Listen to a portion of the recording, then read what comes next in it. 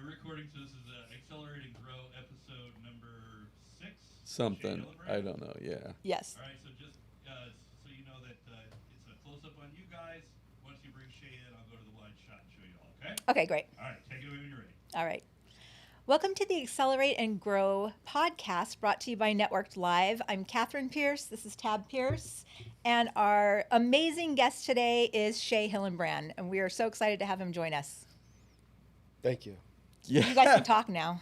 Yeah, it's funny. Shea and I were just talking like crazy, and we were saying, we're going to try to do this in 30, 35 minutes. And we have a timer right here. And we got a timer, Yes. and Catherine was like, oh, you got to keep it down. And I'm like, you know what? People need to not limit us. They need to rise to our level. Like, Standard. we speak for 10 hours. Boom, bring your 10 hours. Bring your tent. Yeah, but bring your tent. But Shea, man, dude, excited because, man, I love talking to you. And I keep telling people at the conference, I'm like, this is going to be great. Because every time anybody from Network Live has heard you at a fireside chat, it's been with me. And this is going to be Shea without Tab. Are you going to be okay You mean you're with not that? going to be on stage with me, man? Nah, man. Like Are you right gonna- by my side? If you need, I'll pump it in during the year, man. I'll be like, You put your hand in my back? Like, yeah. I'll be like, bro, say this.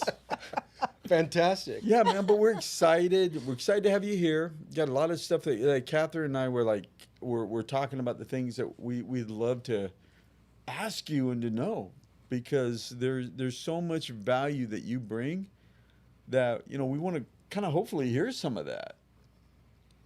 You can talk No too. pressure. I hit in Yankee Stadium, man. That's pressure.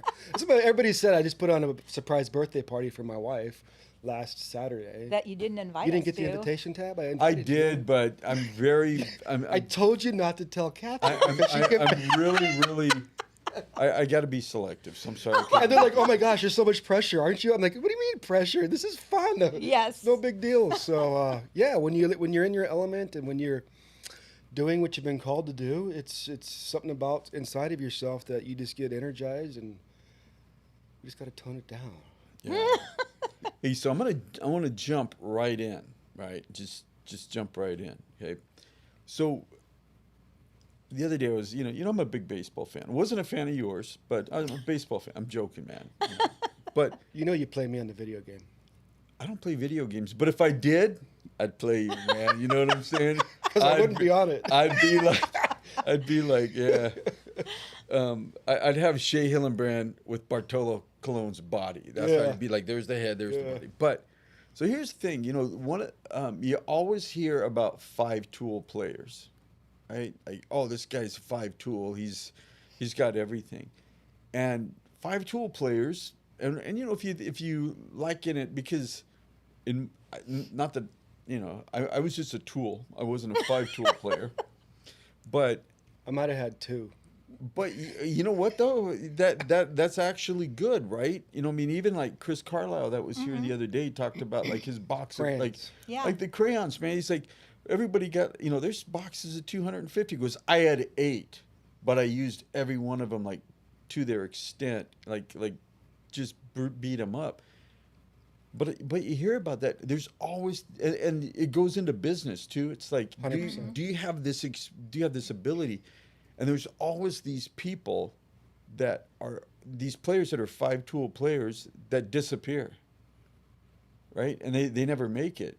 And you think about like the missing component in my thought, and that's the mental side of it. I mean, how much did that mental side play into your success, or maybe even the success you saw other players have? 100%. It's everything. Because when you go to the top, the talent and ability is the same. And what separates guys at the top is understanding how to have mental toughness, mental resilience, understanding how to navigate and perform under pressure on a consistent basis. Some guys can do it on and off, but you need to have consistency, right? So business is a little bit different because it's a little bit more of a longer term game, and a lot of business people don't come into their prime until 40s, 50s, or 60s at the apex of the mountain. But as a professional athlete, you have to do that early on in your 20s, and I don't even know how to function at 20 Right. years old. The human brains, I'm like, I think I'm cool, but I'm not. So what happens is, like, I tell everybody I was the first Red Sox player to come from AA to the major leagues for 30 years. And that's a phenomenal feat. But when I got there, all the media was saying, you're too old to be a rookie. You can't field a ground ball. You can't hit for power. And you don't swing at strikes. So what do you do when people tell you that? I said, okay. Then I said an explicitive starting with F and ending with U, Y-O-U, but I didn't say it with my mouth. And this is where so many people get it backwards, is we try to say stuff. We try to portray stuff. We try to influence people. But the way I said it was with my work ethic. The way I said it was with understanding how I swung the bat, how I played, how I went about my business. It's not how much you know, it's how quickly you learn it is what gets you to the big leagues and separates yourself from the pack and allows you to tap into the ability that we have, whether it's in a business profession or in a professional athlete realm, because we only have so many opportunities, right? I might have 10 opportunities, you might have 15, and you might have 50 because you're a first rounder, you're a third rounder, and I'm a 10th rounder. But if I'm not ready to leverage that opportunity with understanding who I am, with getting this dialed in and understanding what I need to do, how hungry I am to put the work in every day, day in and day out, I'm not going to be able to leverage that opportunity. And at some point in time, those opportunities will run out. And we see it all the time in the sports world. How many times are we going to give this guy a shot? Well, that's up to whomever's in charge, right? Mm-hmm. But for the vast majority of the field, they always say, well, I didn't get an opportunity.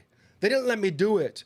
And they start blaming other people and making excuses. Well, you did get 10 opportunities and you stunk it up. You might not get as many opportunities as the next person next to you, but that's not in your control unless you own a company or dealing with investors or whatever that might be.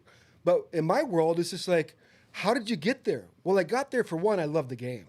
You have to love what you do. You have to find some way, somehow, to love what you do, to keep you in the game, to keep you in that fight, to keep you going through that storm day in and day out. You can't love everything about what you do. I could tell you a laundry list about so many things I couldn't stand about Major League Baseball, but the paycheck was cool. Yeah, I can see that. I can Flying see that. private jets is cool. Yeah. Yes. Multiple man, all the money, it's fantastic. So you have to find things that you love about what you do to keep you in the game. Because at the end of the day, we need self-confidence. Self-confidence demands evidence, right? So the definition of self-confidence is simply just, am I willing to try? That's it. But I have to have courage to get past the imposter syndrome, or not being good enough, or not having the resources, or not having the opportunities. I just got to try. So it starts from courage. Just got to try with confidence. You get confidence, and then you cash $1 million paychecks. Just like that. It just happens. So I wanted to ask you, how old were you when you were like, I am going to be a Major League Baseball player? 4. Really? Wow. Day 1. I mean, I was in 5th grade, Mr. Murphy's class. And Shout out to Mr. Murphy. yeah, I don't think he's alive. So Oh, Rest his soul. yes. I'm old, man. And I was a hellion. I couldn't sit still. Really? I can't imagine I that. had everything that everybody said that they're trying to take out of the kids, whether it's ADHD, obsessive compulsive, I can't focus. Well, that's what you need to go to the top, because that's going to keep you in a storm. So one day in Mr. Murphy's class in 5th grade, I remember it like it's yesterday. We're going to dream big today, guys. What do you guys want to do when you grow up? And everybody's like doctor, everybody's like fireman, police officer, I want to be whatever that might be. And I'm vigorously raising my hand in the back of the class. He's like, all right, Shea, what are you going to say now? I'm going to play Major League Baseball, and I'm going to own a zoo. And all my classmates laughed at me. But the difference, I think, from myself than my peers is that I made a pact with myself that day to prove everybody wrong. Just to go out there and just do it. And all along your journey, so many people are going to tell you you can't do it, you're not good enough, why don't you do this, projecting their limited beliefs on you, all that stuff. And I'm like, thank you very much, have a nice day, I'm going to the top. Dude, I love that. that whole, the limiting beliefs and wanting you to conform Like conform to what we expect. Our expectation of the world. And you talk about how you, whatever the term you used, I'm a hellion, I was this, I was that, at 4 years old, right? I did these things. You know, I mean, I look back at like my life and dude, I swear I lived, well, I probably still do most of my life with my head in the cloud. I still have I can this, attest to that. I still have this like massive hope, dream, belief. It's like I have this childhood desire to do these things. It's like everything I do is like childhood desire. I can't get that out of me. And when we had Chris Carlisle in here, it's funny because he was talking about how his son, he got called in, he and his wife, parent-teacher conference, and they said, we have a problem with your son. Okay, great. Let's hear it. He goes, you know, your son always wants to be number one. Has to be number one at everything. First in line, first in this, first in this, first in this. And you know what Chris said? You know exactly what Chris said. Chris said, Yes. what's the problem? Right? And that's the kind of thing that we need, right? We will participate. Yeah, man, we have to have that. But society wants us, life wants us to conform and to be a certain way. Why don't you just get in line? Be happy where you're at in line. And so it's one of the things that I've... It's in line with losers. Yeah, man. And it's like, since you and I've gotten to know each other, and I've joked with Catherine many times, like when you and I get together, it's like a battle who gets to be type A1 and type 1A or whatever. And I do type have to prepare 1B. for our meetings. Dude, it's like who's like... We're slinging hamburgers across Dude, the it's restaurant. It's like hooping and hollering. These guys drunk? No, they're just drinking Diet Coke. Yeah, dude. But you get it, man. I mean, it's like it's this desire to be, you know, not necessarily compete against everybody else, but compete against the best that you can be. Like what's inside of you, and so much I see of that, like you, like just your competitive level. But there was a point in time in your life that you lost that, right? I mean, you lost your zoo. You had the zoo, and you kind of lost that. You owned a zoo? Who owns You a owned a zoo? zoo, dude. Oh, yeah, that was my past Yeah, he life. said, if you heard him, man, he said there was 2 things he wanted to do it for. I just said I wanted to do it, but I didn't say I did it. Did I give away the juice? No, that's cool. MLB, Who buys a play zoo? baseball, and own a zoo. And dude, you even took us to the zoo to see I took it. you to the kazoo. And it was, that sounds weird, man. I'm just saying. That sounds That's a little funny because weird. that's my wife's horse right now. She Yeah. just got from Germany. His name's Kazoo, so that's why. Okay. But there was that time when you had to like hit rock bottom and then recover. And man, that's and I had the same thing, right? And Catherine has had it through me because I was going to say she had it with you. Right. Yeah, With some stoop because of mistakes I made or dumb choices or whatever. But that recovery, man, is glorious, right? I mean, once you go through the storm. I mean, can you talk about yours at all that you went through? Yeah, before I talk about that, I want to talk about real quick about what you're talking about with conforming or thinking that we're good and thinking about, okay, I'm good at what I do. And when I secured my first All Star appearance in the major leagues, I was voted in by the fans. I think I had a bunch of tabs out there just punching buttons, like, we're going to get him in, because I don't know how I did it. I just flipped on the TV in June, and I was leading the All-Star ballots in front of Robin Ventura for the starting third baseman. I'm like, dude, how is this possible 5 years ago? Was that before or after you got punched in the face? I've never been punched in the face. No, I'm talking about Ventura. That's after. Oh, yeah. okay. I thought you said me. I'm like, Dude. I don't remember getting punched in the face. You in but- the face, but, you know. So I'm like 5 years ago, I was just in junior college, right? Like everybody's telling me I'm not. So it's just when I went in that Major League All-Star Game clubhouse for the American League, I had an epiphany. And it was really interesting when I stood in that clubhouse and I just looked around to see everybody in there. This is the who's who of the world. And here I come from being one of the best players in the Boston Red Sox clubhouse and going into being one of the best players in the American League clubhouse for the All-Star game. But I wasn't just the best player. I was the best player sitting next to the best second baseman, sitting next to the best first baseman, sitting next to the best pitching staff. And at that point in time in my career and in my life, I just had a light bulb go on saying that, man, like, good isn't good enough. And sometimes great isn't always good enough either. So, like, I was always thought I was good or made to feel that I was really good. But when I stood in that clubhouse, I'm like, man, this is the best in the world, and this is where it's at. This is where I need to put my standards. How many times do we walk around and look around and be in an environment with coworkers or people that we're running this race with that don't have the standards that we have, don't have the mindset, the goals, the heads in the clouds, like, I'm going to the top. I don't know what y'all are doing. I'm going to the top. And sometimes people are sitting there just cashing a paycheck, just getting by, just doing enough just to do that. When we're around people like that a lot, what happens is we inherently lower our standards to be inside that environment. And what I realized in that All-Star game is that, man, like, good is only good compared to what you compare it to, the standard. So if I'm a 200 hitter and I'm on a team full of 190 hitters like the Seattle Mariners, and we're losing, but I'm getting written up in a newspaper all the time because I am the best hitter on a losing team, is that really good enough? Because that's the question that we have to ask ourselves. And that was so powerful for myself to understand truly that when I'm sitting in the dugout during the All-Star game in front of tens of millions of people, the whole world, Midsummer Classic, and I look left and I look right, and I'm like, man, good isn't good enough.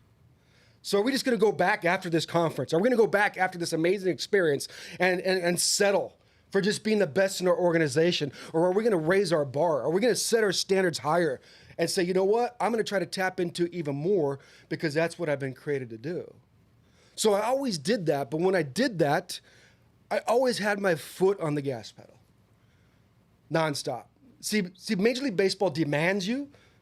At that level at the top, the competition is so fierce and the spots are so limited that it inherently demands you to put your foot on the gas pedal like nonstop. And if you take that foot off, someone's right there next to you that's getting ready to take your job.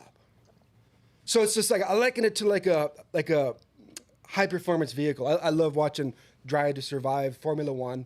And I imagine that I was like a high performance Formula One car driving in Monaco during the race, and I'm that driver. But to win the race, we have to be able to go fast enough to win the race, but go slow enough so we don't crash and burn into the walls. That's the chess match of ego, of competitiveness, and whatever. At some point in time in this journey as a professional, as an entrepreneur, as a business owner, whatever we're trying to do to reach that, wherever we're trying to go, all of us are different.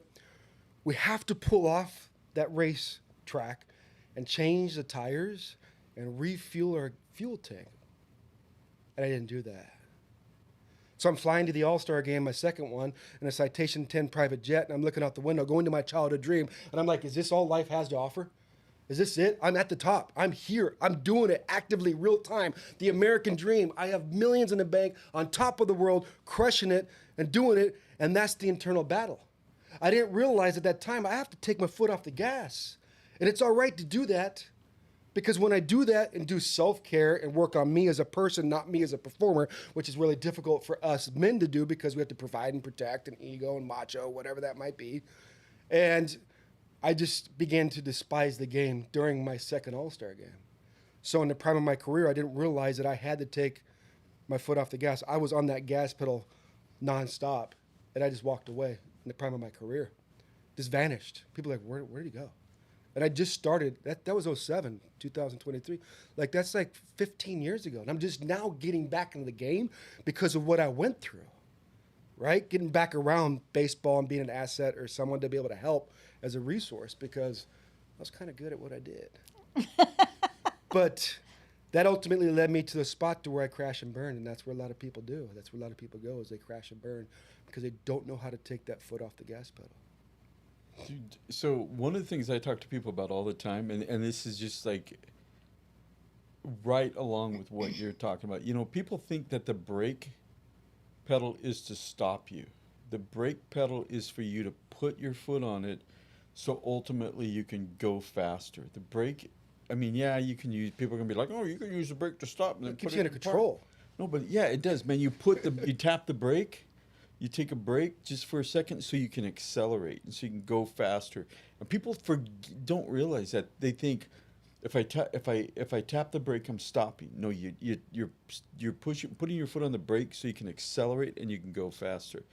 And people, kind of forget about that. And I want to jump in.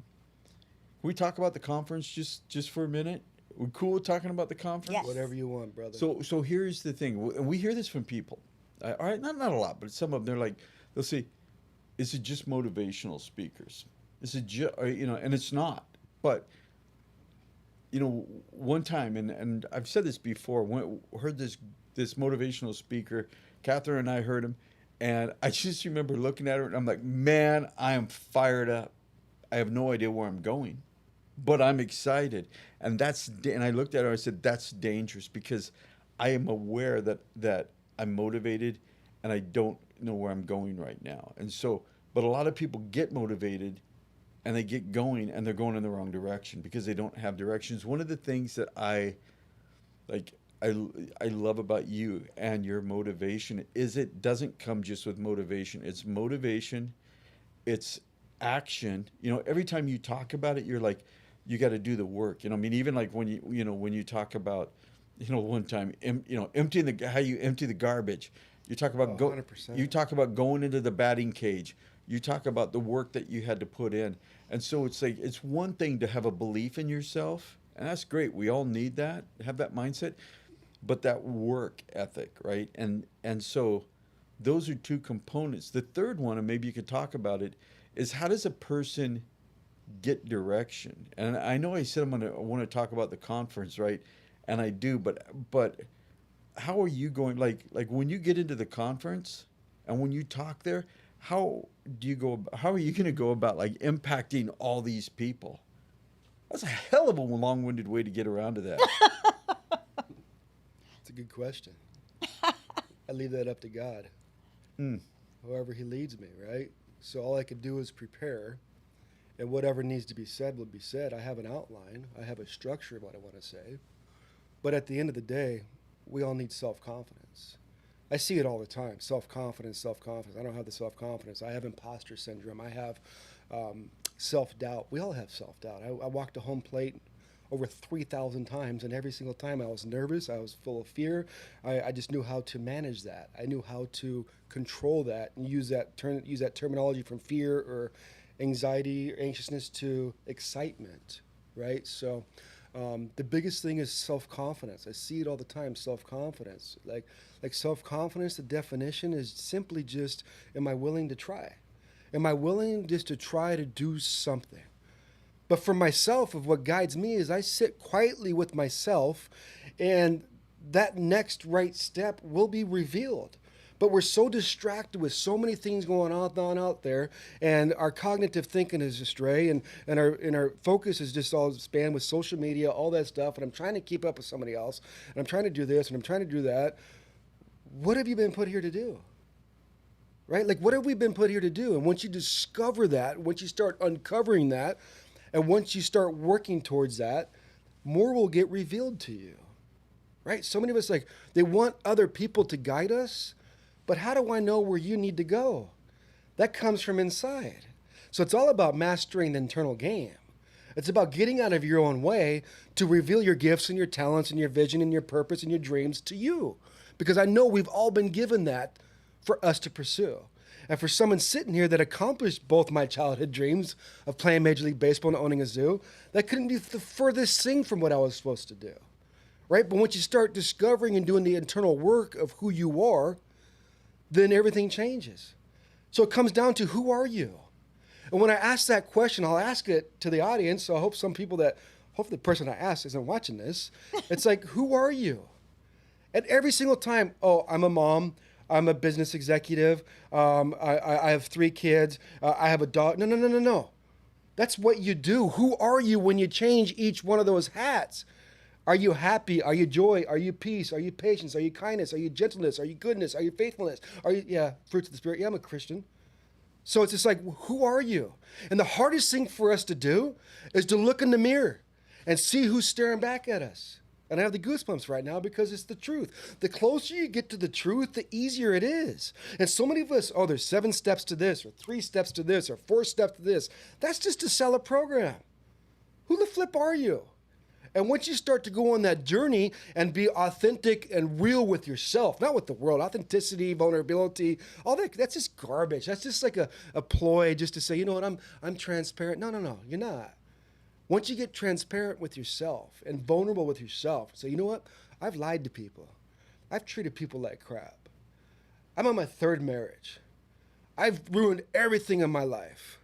I could hide behind the veil of Major League Baseball, but that's not telling the truth. And until I get vulnerable with myself and start doing that self-reflection, well, I just have a little bit extra weight. No, you're fat. See it for what it is, right?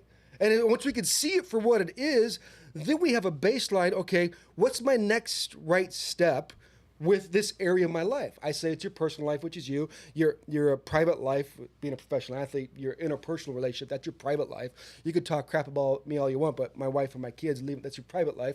Then you have your professional life. If you excel in your personal life, and if you excel in your interpersonal relationships, your private life, your professional life will take off. We're so quick fixed to try to get, what's the next sales thing? What's the next thing with this business? What's that? Yeah, the skill sets in the business, they're important to be able to understand how to sell people and handle rejection. But if I reject myself every single day, that's just a ploy, because there's so much noise out there, as you can see with me right now. Like the only way you can connect with somebody is through energy, raising that energy. How do we raise that energy?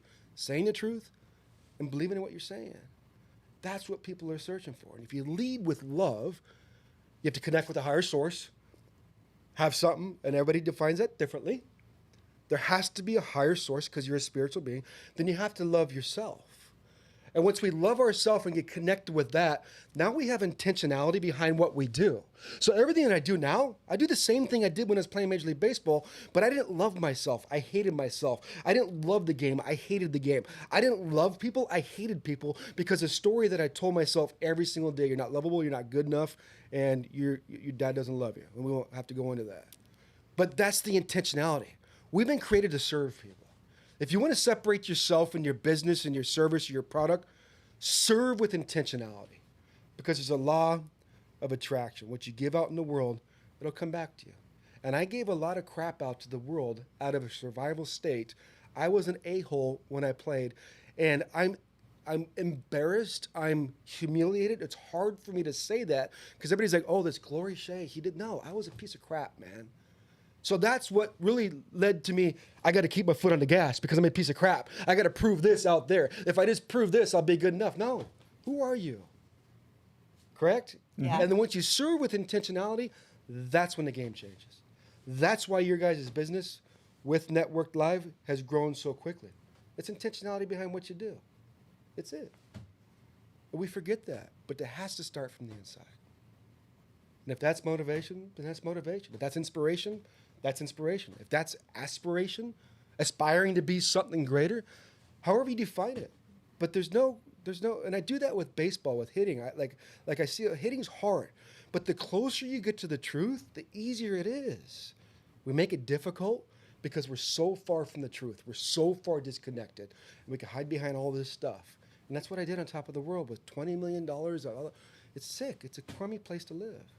But now I'm back there again, and it's just, I found my smile, I found fulfillment, I found peace, I found that internal fire, that ambition, that drive. It's all there. I didn't have to search externally and go Tony Robbins and Les Brown, and I don't want to say the next person because you know who I'm going to say. and all, no, it's inside. Are you willing to get up every single day and stay in the fight? You're not going to win every fight, but you have to show up to every fight. We're not going to win every fight. But you can't win any fights if you sit here with self-doubt, with self-reflection of I'm not good, I suck, I'm a piece of crap. Yeah, we all are. Yeah. Right? If you look at the end of the day, you have to show up to the fight. What is it going to get you to show up to the fight? Some people do need to be motivated. Some people do need to have their fire lit, right? And some people need to figure it on their own. Like you could figure it out on your own. Some other people can't. So the direction is not important to you, but it's important for somebody else that doesn't know where to go. Does that make sense? Mm-hmm. So everybody's different. So there's not one way for everybody, but I know if you serve from your heart, if you serve with love from your heart and do the work to stay there and serve with intention, you have no competition. I don't have any competition. I don't see it that way. Because I know my voice is supposed to be heard by a certain amount of people in this world. So I'm feverishly trying to seek just those people. Not everybody, because we're not for everybody. And I realized that when I played in Yankee Stadium and everybody told me I sucked and I'm a piece of crap. And I'm like, dude, I just hit a home run off Mike Buceta. No, you suck and your mom's and this and that or whatever. Like, it's just like, no, you're not for everybody. And that's all right. You're for yourself and the service of what you've been put here to do. And that's what I discovered with my journey post-baseball. And I wouldn't have discovered it if I didn't go through that. Mm-hmm. So like you say, that what I thought the worst day of my life was actually the best day. It's how you view that perspective and say, thank you. Thank you for another day. Because there's a good chance I might screw up tomorrow. But if I sit there and self-doubt myself and say, you know what, I'm a piece of crap or I'm no good, I'll never be a good husband. I never thought I could look someone in the eyes. I never thought I could show up as a husband. I never thought I could show up as a dad. I never thought I could show love. I never thought I could be there, but I could just give you money and I could do this and provide you all this stuff. That's not what life's about. But I just showed up every single day. So now we talk about compound pounding. Now we talk about invisible progress, showing up. I'm 8 years in my marriage. I didn't even think it was going to last a year. With my actions and everything I did in my personal life and my private life deemed me not to have success there, but I kept at it every day. I looked in the mirror and said, you know what? We're going to do something the best we can. We're going to win today. And when you win today, you get a little bit of self-confidence in that area. The closer you get to the truth, it's simple. But what I've learned, simple don't sell. The people at the top that are having mega success, they want simple because the game is going really fast. So in order for me to have success on a Major League Baseball field with 40,000 in the stands, playing on ESPN, I have to slow the game down because the game goes so fast. I have one pitch in that bat to do anything with. That's the same thing with business at the top. We're trying to jump on that train, and we're trying to go quiet, but we're not prepared for that. What's one thing that we could do today and build off of that? Staying in the fight. Dude,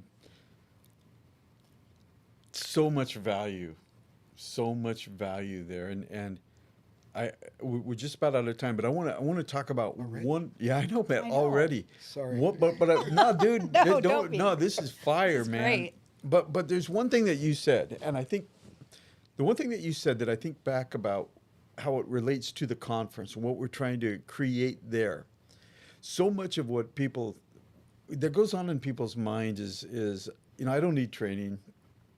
I don't need this or what, whatever that goes through that's that self-limiting belief that's going to hold them from coming out. Excuse me. One of the things that is really valuable is the people that you meet. Mm-hmm. And the more I expand my life, the more I reach for the next thing, the more I realize that I need a certain type of person in my life, right? And so it's not that I don't love or care about these people that I've been associated with, but I'm not really serving them, and they're not serving me. So it's like I want to be friends with them where I can, but you really want to be there, and in every aspect in life to how do I find the best of the best that I can associate with, which is why, why it's like, how much time can I spend with Shea? Because Shea is the best of the best. Even when I look at, the relationship I have with Catherine, where it's like I've spent the last, almost 2 months in the gym working with a trainer 3 days a week. Fantastic. All of this stuff, just like beating myself up in the great way, right? I mean, it's helping me physically. It's helping me emotionally. All these ways that you'd expect that it does. And you know what happens? Catherine's like, I want in.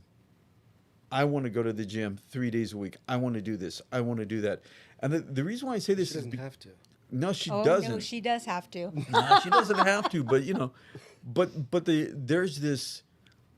Why I bring this up is that we reach a point in life where we start to have experiences, we start to have knowledge, we start to gain wisdom, and we start to realize that we need a certain type of person to be in our life to impact us so we can accelerate and grow. And that's what we're trying to do with this conference, is to help them reach the next level. So with that, I'm closing out before anybody has anything else to say. But Shea, If you don't know Shea, man, you've got to get to the conference. And Shea gives time. Shea gives of himself. The guy is masterful. When I have said repeatedly that he is the best motivational speaker out there, and I mean that from somebody who has listened to a lot. Part of it is because he has the experience, he has the wisdom, he cares, and he talks about the action that's needed to go along with your motivation. Man, get to the conference and come here to the next podcast that we have, because everybody that we're bringing is to really help you to accelerate and grow and to experience. So we hope to see you with the next podcast. Thank you, Shea, for joining us. And Shea, thanks, Thank you man. very much for the And opportunity. we appreciate everybody tuning in. I think he's